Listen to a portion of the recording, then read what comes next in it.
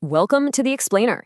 Whenever we think about a massive business deal going completely sideways, our minds immediately jump to a dramatic courtroom scene, right? We picture a judge banging a gavel, lawyers shouting objections, and just years of stressful, highly public, and incredibly expensive litigation. But here's the thing. In the real world of modern business, that courtroom is often the absolute last resort.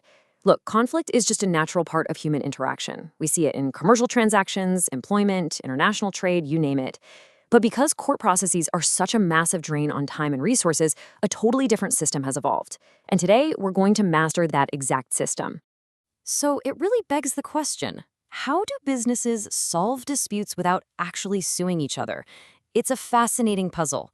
If you're a business owner and you're facing a serious conflict, you desperately need a way to find practical, efficient solutions without totally destroying the relationships that keep your doors open. You need a method that dials down the hostility rather than cranking it up to 11. And that is exactly what we are going to uncover today in our diploma-level deep dive into the world outside the courtroom. Here's our roadmap for today's Explainer.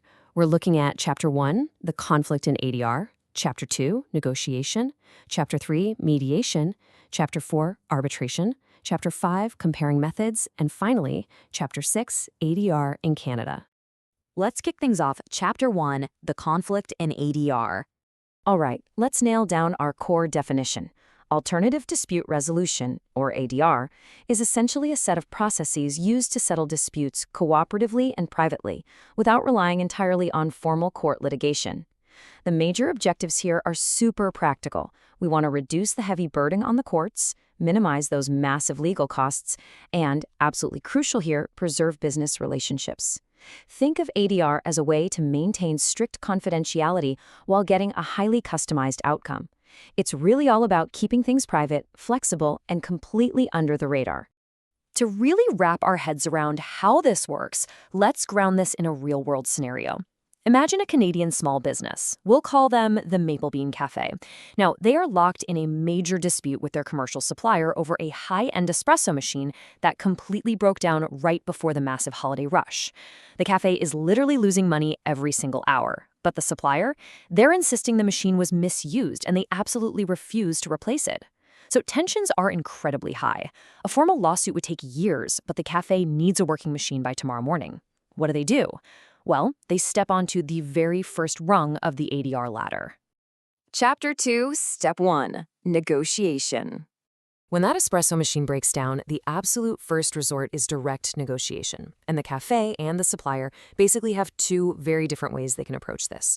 First up is distributive negotiation. This is your classic, highly competitive win-lose scenario over limited resources. The cafe owner might bang on the table and say, "You owe me 10 grand for a new machine right now," while the supplier fights tooth and nail to pay zero. It's rigid, positional bargaining. But on the flip side, we have integrative negotiation. Now, this is the collaborative win-win approach. Instead of fighting over one fixed price tag, they explore their underlying interests. The cafe just needs to serve coffee, right? And the supplier wants to keep a valuable long-term customer. So maybe they get creative. The supplier agrees to rush deliver a loaner machine for free, and in exchange, the cafe extends their coffee bean purchasing contract for an extra year. It's pure, creative problem solving. But getting to that win-win isn't just magic. There's an actual procedure here. First is preparation. The cafe owner gets all their ducks in a row, pulling repair logs and warranty facts. Second is the opening discussion, where they finally sit down, establish communication, and clarify what the actual issue is. Third is bargaining. This is the back and forth, making offers, counteroffers, and exploring all those creative options we just talked about. Fourth is closing, where they nail down the final agreement. And the fifth step is implementation, where that loaner machine is actually carried through the cafe doors. It's informal, it's fast, and it is completely controlled by the two parties. But what happens if the supplier just completely refuses to bargain? Chapter 3, Step 2, Mediation. Okay, so when direct talks completely stall out, we escalate. We bring in a neutral third party. Let's look closely at the role of the mediator. A mediator is a neutral facilitator. Think of them as a communication bridge. They're there to manage the heated conflict and guide the whole problem-solving process. But here's the single most important takeaway. The mediator does not make final decisions. They aren't a judge. There's no way they can force the Maple Bean Cafe or the supplier into a settlement. Their job is simply to help the parties hear each other and hopefully find their own voluntary, mutually acceptable agreement. So how does mediation actually play out? Well, it starts with opening statements, where everyone gets a chance to air their grievances, followed by a joint discussion. Then we hit step 3, which introduces a fantastic bit of academic jargon, the caucus. It sounds fancy, but honestly, it just means a private session. The mediator essentially puts the cafe owner in one room and the supplier in another, and then physically shuttles back and forth between them. This is amazing for cooling tempers. It allows the parties to share their absolute bottom lines with the mediator in total confidence, which very often paves the way to step 4, a successful negotiation and settlement. Chapter 4, Step 3, Arbitration.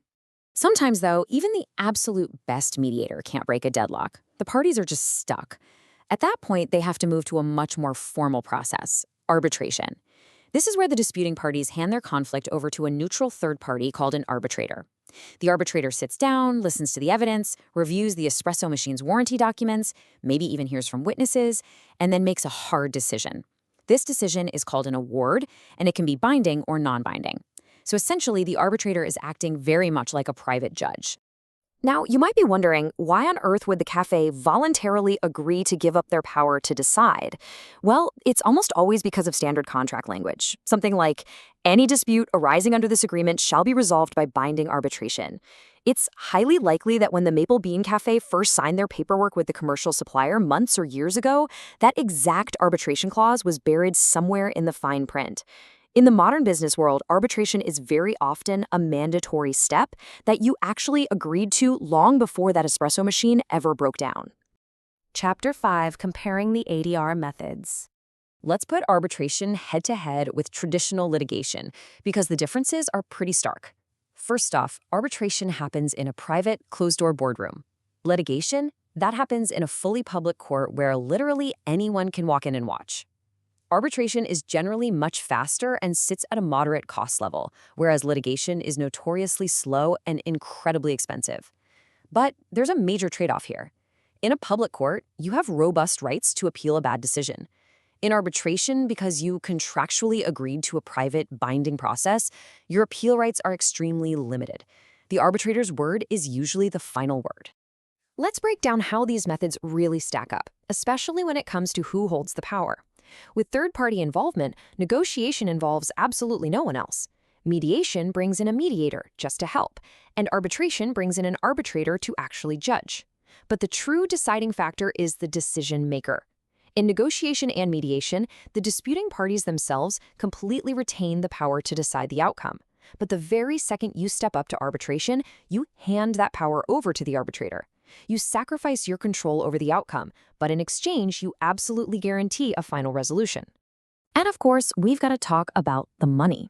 As you climb higher up that ADR ladder, the financial costs escalate right alongside the formality. Direct negotiation is essentially free, right? It really only costs you your time. Mediation steps it up a bit. You have to pay the mediator's hourly rate, so it's a moderate cost.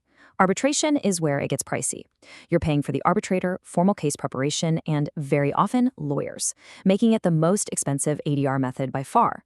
Though, to be fair, it is still generally a whole lot cheaper than dragging things out in a full public court trial. Chapter 6, ADR in Canada. So how does all this fit into the Canadian legal landscape? Well, in Canada, ADR isn't just a quirky alternative. It is practically woven directly into the fabric of the legal system itself. Canadian courts strongly encourage, and in a lot of civil disputes literally mandate, that parties at least attempt mediation before they are even allowed to step foot in a courtroom for a trial. It's incredibly widespread across employment law, construction disputes, and commercial contracts.